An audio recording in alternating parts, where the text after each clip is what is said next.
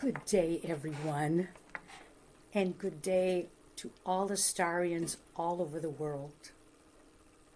To all those tuning in who have found this magical place of light, welcome. And I want to especially thank Reverend Samantha this morning for that magnificent meditation. That meditation was filled with the words of the messages from beyond time. She spoke of unity. She spoke of oneness. She spoke of allowing ourselves to remember that we are celestial beings of light. Mm-hmm. And we are one with the master teachers. And it was that celestial word that reminded me, I wanted to say this later on, but there was a companion piece to the messages from beyond time, and it is the Celestial Unification Project. Mm-hmm. I call it CUP for short. It's the acronym CUP. But we'll talk a little bit about that later. But Samantha, she brought in the allowing of ourselves to remember that we are the celestial beings of light in human form. Mm. So thank you for the master teachers of all the great religions, the masters of Astara, to synchronize Samantha's words with the words of the messages. So I can't thank you enough. And there we are, talking about the coincidences of life. And my life has been full of those coincidences. I will give you a few of those instances this morning. But I want to emphasize that all of us are receiving messages from beyond time. We're receiving them as signs along the way. We are receiving them as a dear friend calls. You had just thought about them. You were going to call them, but they beat you to the punch. You hear a song on the radio. It answers a question that you've asked. You've either asked it perhaps in meditation, in prayer, or just thinking, what am I going to do about this situation? And you might hear a song on the radio that helps you relieve any tension that you might have felt. Those are the signs along the way. Be receptive to those signs. Allow those signs coming from your higher self, the great beings of light, to guide you along your own individual path.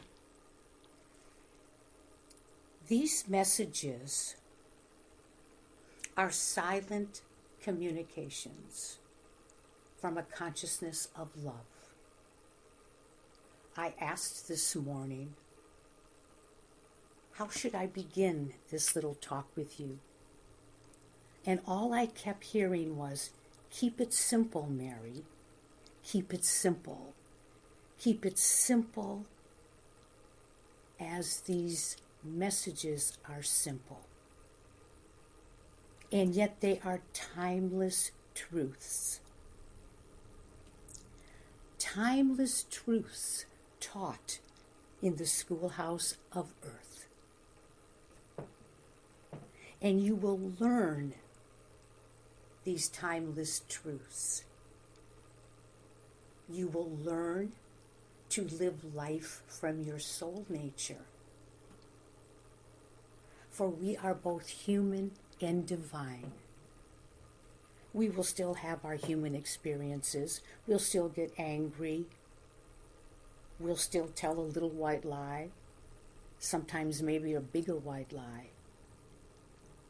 But we're learning We're learning as a child of the divine. And our soul nature is ever nudging us as we learn our lessons in the schoolhouse of earth. You will learn these lessons from the master teachers of faith, hope, love, compassion, tolerance, peace. And you will learn that you are one with these master teachers in the unity of the all of creation. It sounds kind of like the golden rule, doesn't it? That's the simple form. Love God. Love our Creator. Love the ineffable Spirit. Whatever label you want to put on this divine, infinite intelligence flowing through us every moment of our existence. For we are a child of that creative energy. We are a spark of divinity. We've just forgotten. And we are ever nudged with those signs along the way to remember and become aware that we are one. One with the brothers and sisters of earth,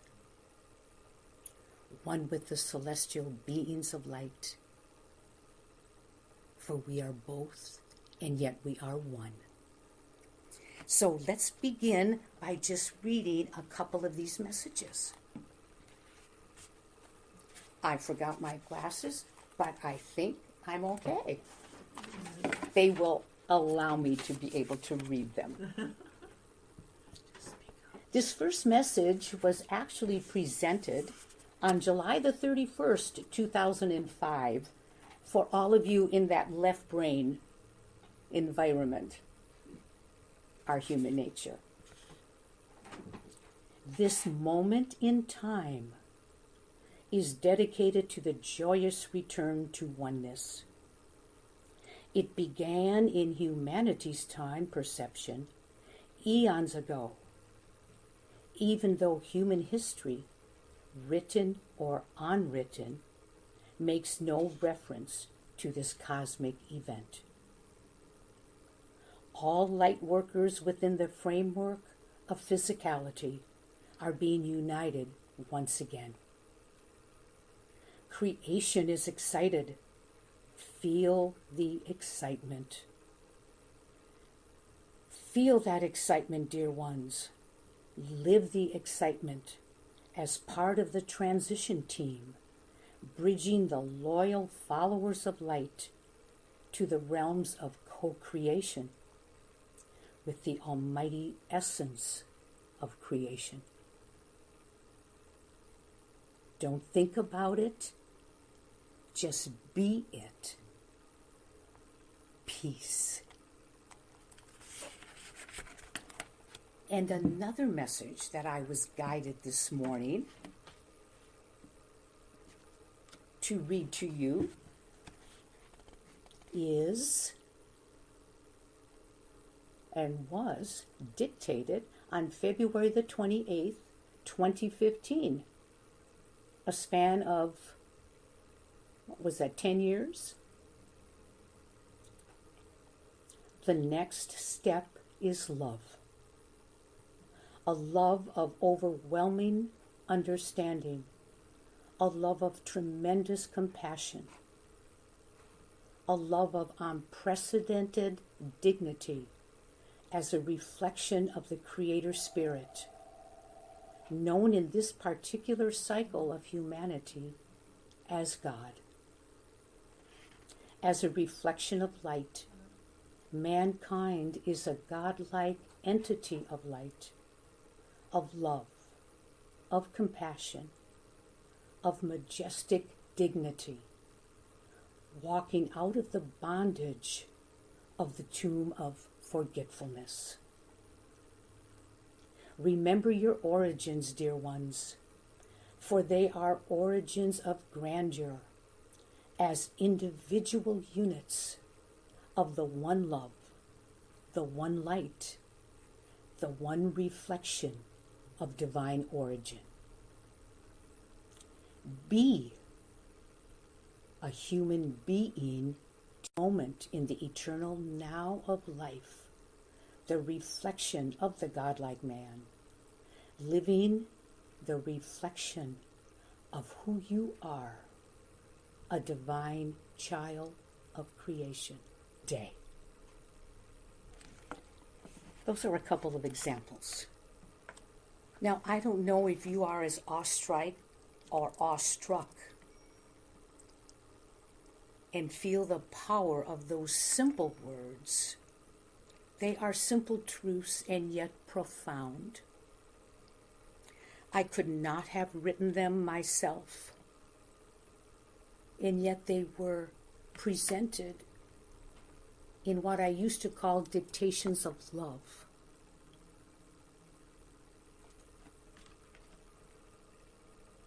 So I'm going to tell you a little bit of my background and how I got to even be the scribe for these dictations, for these messages. I am only the messenger. I am not the interpreter of the messages.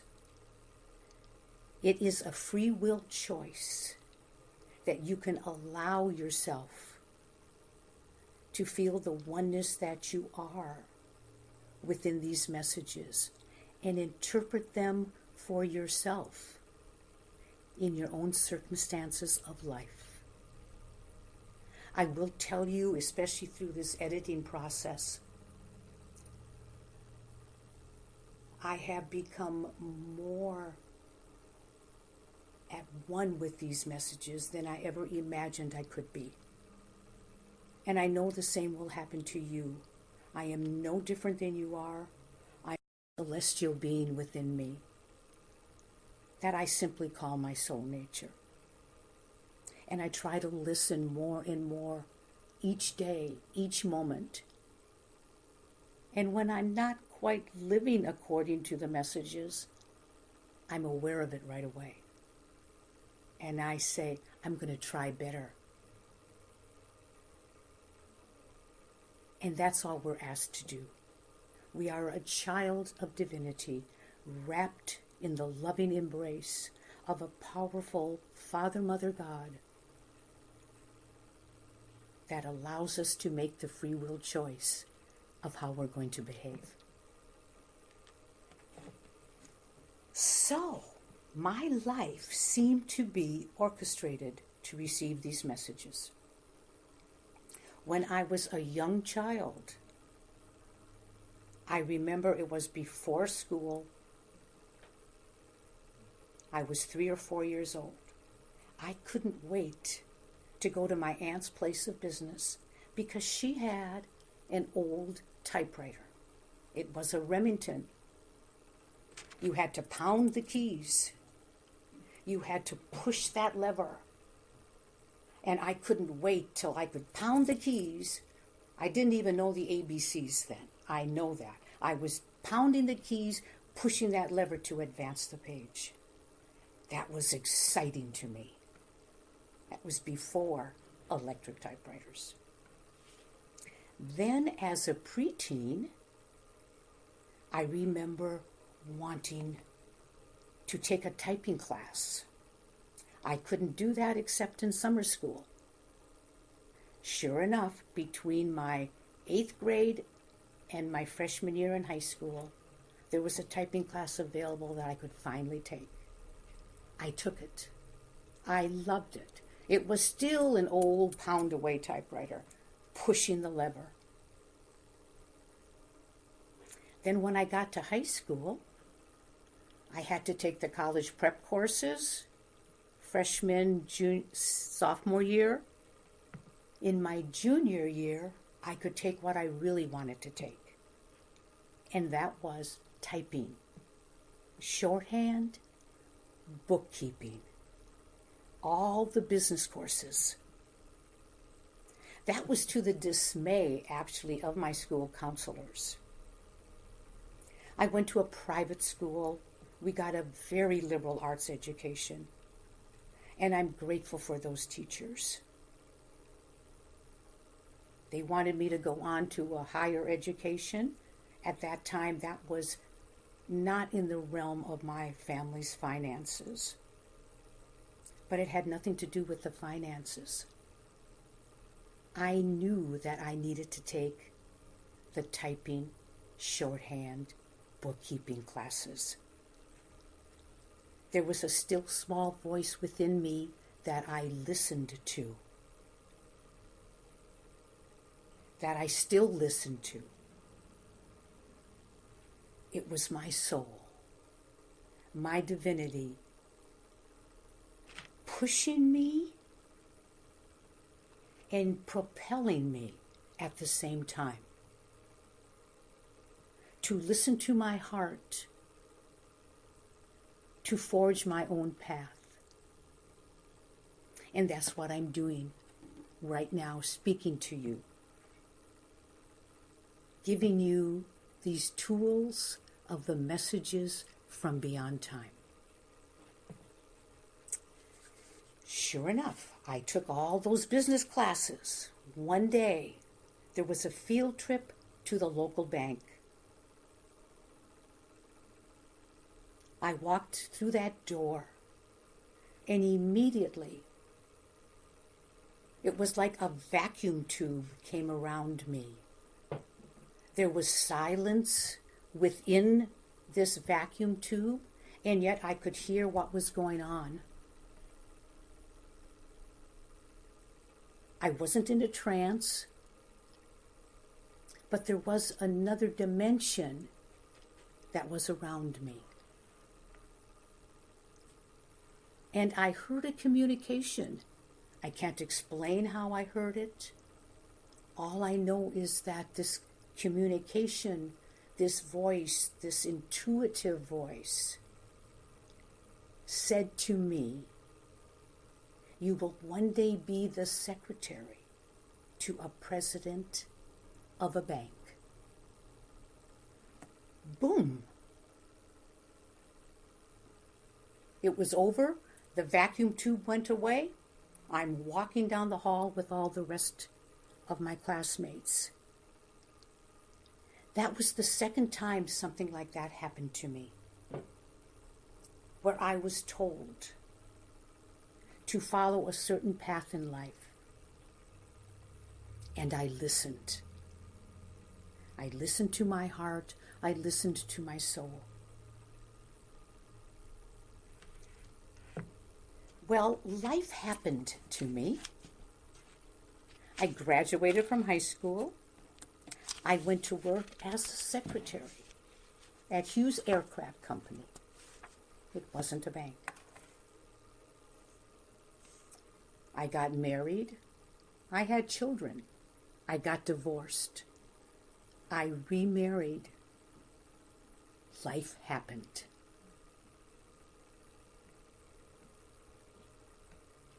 I became a legal secretary. I was kind of climbing the ladder of the secretary organization. And then we became known as executive assistants or assistants. We became a higher version of ourselves. Eventually, an opportunity presented itself. An opportunity that found myself walking through the doors of another bank. I was interviewing for not only the president of the bank, he was also the founder, the chairman of the board, the CEO, and the president. Wow, an aha moment. The universe gave me more more than just a secretary to the bank. It gave me the very top of the bank. I spent the good portion of my career as the executive assistant to the chairman of the board of this multi-billion-dollar corporation. Something I never thought would happen to this young girl from the Midwest who found herself in Southern California, found herself in a financial institution. But she knew she needed to follow her own path. Her journey would lead her to where she became this assistant. And this was before personal computers. The man was of another generation. He dictated everything. My shorthand skills, my typing skills were a prerequisite. In shorthand, for those of you younger people, is you sit and you take dictation from someone else. You are writing down someone's words in an abbreviated form that usually only you can read. So I was taking dictation from a voice. Do you see the connection of how that secular position worked in perfect union with taking dictation from a silent voice? One thing is different though. I did not take these messages from beyond time in shorthand.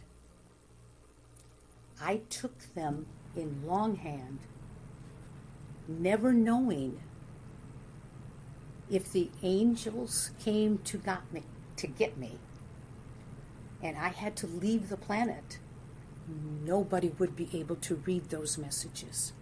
So I took them in longhand. But I'm still here. I was able to transcribe them. We had progressed from that old Remington to an electric IBM C-Electric typewriter to the personal computer.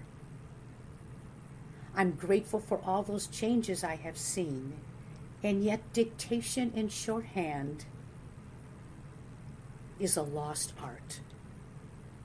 I'm grateful that I was born at the right time, in the right place, to be able to express to each one of you how these messages were presented and continue to be presented.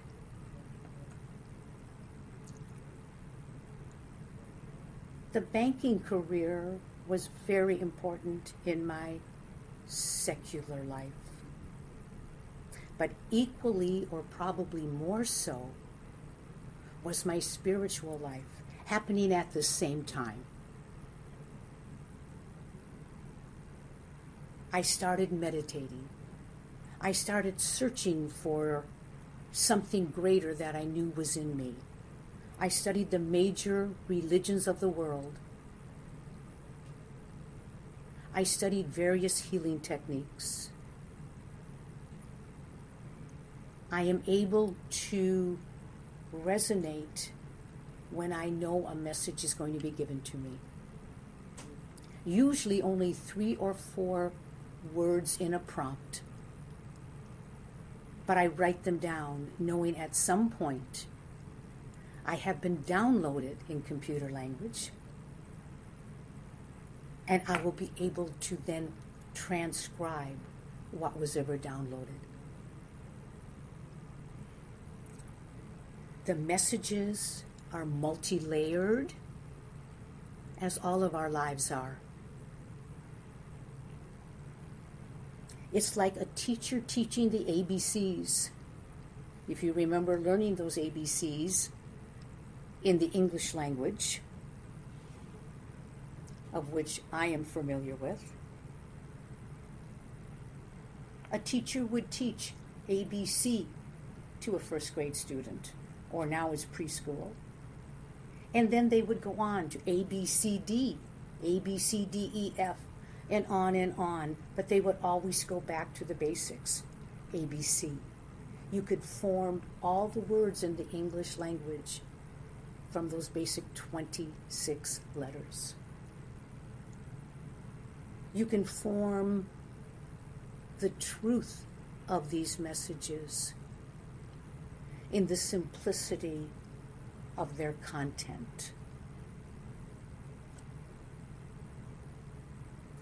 They are profound and simple, and yet they're statements that are derived from those simple ABCs, or the ancient wisdom written down from centuries. And these are timeless truths. I am overwhelmed each time I read them. I am awestruck by their content. Again, knowing I am just the scribe, not the author. The cover that was presented to me, I think I should hold it here in front of the camera. The cover that was presented to me is in the shape of an hourglass, illustrating the grace, our divinity, the spark of divinity that we are, as we are the cup or the vessel of our divinity. The hourglass carries it one step further. The spark of divinity comes into time, and we are the footprints in the sands of time, the footprints of the gods. For we are a child, a godlike human, living in the sands of time. Now, Samantha, how's our time? Speaking of time, even though it's timeless. We're okay. I'm okay. Yeah, you're doing good. All right. Well, then I would like to talk a little bit about what Samantha's beautiful meditation talked about. And that was allowing. It's not the thou shalt nots. It's the allowing, which brings about our responsibility to allow our light to shine, to remember we are one with this light, with this love. We are one with our Father, Mother, God. And because these messages of allowing, I want to make sure I tell them to you correctly. They were presented to me, I believe, about 10 years ago. Perhaps a little longer. They all start with the word allow. I call them the 7 keys. If you live according to the 7 keys, you don't need any other rules. You are making your own choice according to your soul nature. You are living the golden rule.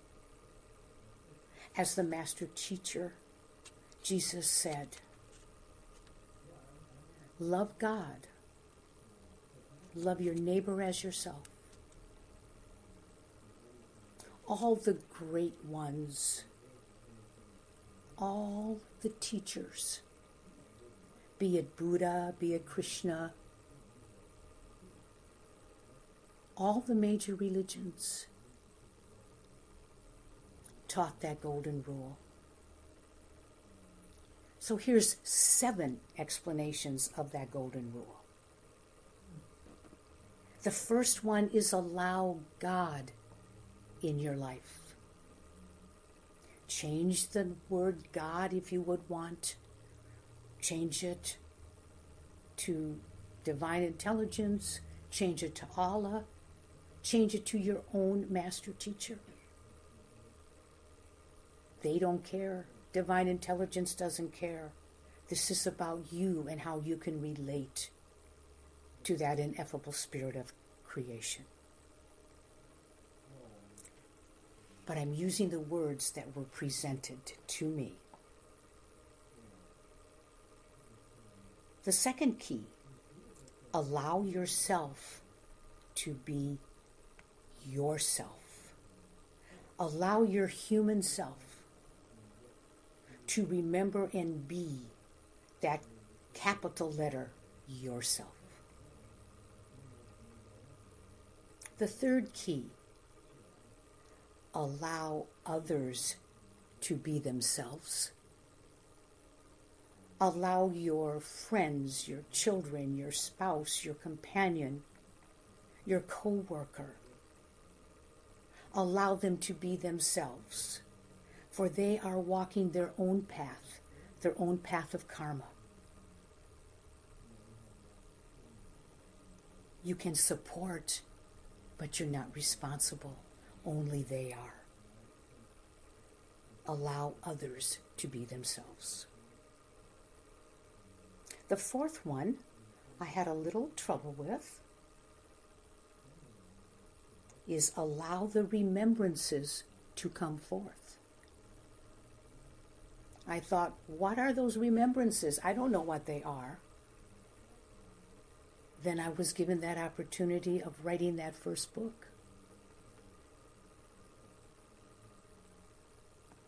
Allow the remembrances to come forth. Remember, we are one with all that there is. We are a celestial being of light who has just misplaced our wings. But nevertheless, we are it. It's up to us to remember. Allow trusting the unseen. Trust me. Trust the great master's wisdom. Trust. Trust in the unseen. 6, another biggie. Allow forgiving yourself and others. Allow loving yourself no matter if you just told a little white lie or a big lie. You are human. You are learning. Father, forgive them, for they know not what they do. And 7, allow the love of our Father to manifest. Allow this love to be absorbed into every cell, every atom of your beingness, and live that love. Again, Samantha said that in her meditation. I'm going, yay! All those great teachers are here. Mm-hmm. From the beginning to this little epilogue now.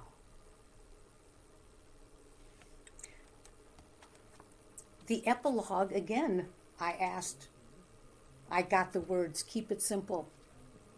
This is all they wanted to say. Remember to live life from your soul.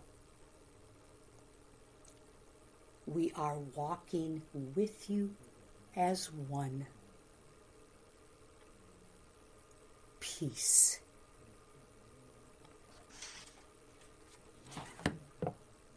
That's it for today, folks.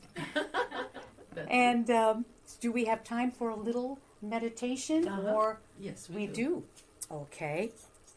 Meditation. So close your eyes and breathe in and absorb the energy of the message of oneness, of unity, of peace, of harmony, of goodwill toward all mankind. And allow your breath to drink in that divine grace.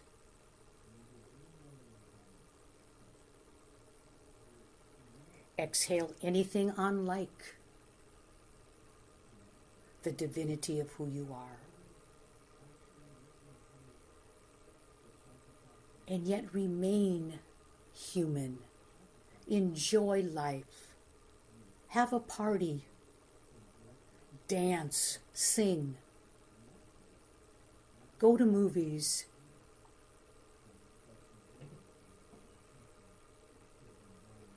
Be an activist of love. An active of light.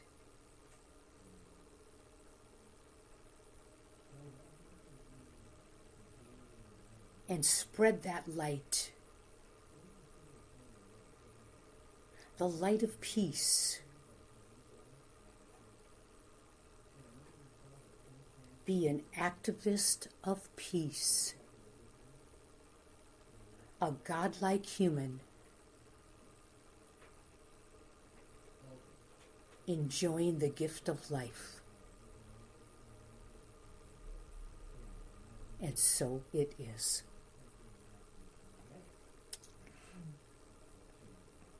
Thank you all again. Thank you, Reverend Samantha. Thank you.